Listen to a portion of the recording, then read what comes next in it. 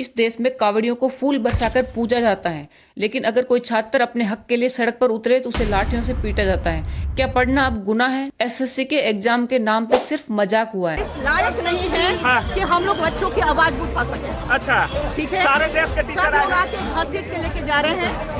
वो सिर्फ एक एग्जाम फेल नहीं है, पूरा सिस्टम फेल हो गया। एसएससी एग्जाम्स में आज के टाइम में फॉर्म भरने से लेके फाइनल सिलेक्शन तक दिक्कत ही दिक्कत है। छात्र और टीचर को ये तय करना पड़ रहा है कि पढ़ाई करे या सरकार को उसकी जिम्मेदारी याद दिलाए।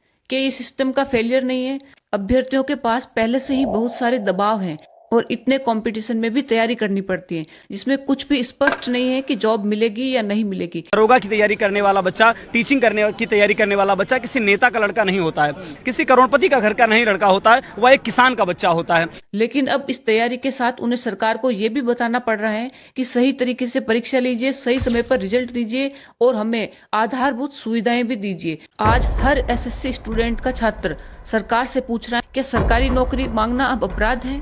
नेता प्रोटेस्ट कर सकते हैं, लेकिन एसएससी के छात्र प्रोटेस्ट नहीं कर सकते।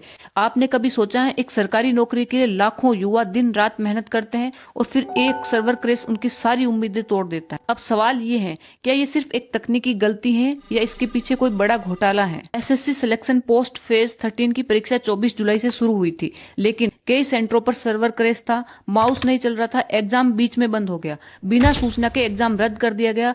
स्टूडेंट्स 3000 से 5000 रुपए खर्च करके एग्जाम देने के लिए गए और वहाँ सिस्टम ही नहीं चला। स्टूडेंट 2000-3000 के रूम में तैयारी करता है, वो भाई 20,000 रुपए लगा के बैंगलोर कैसे जाएगा?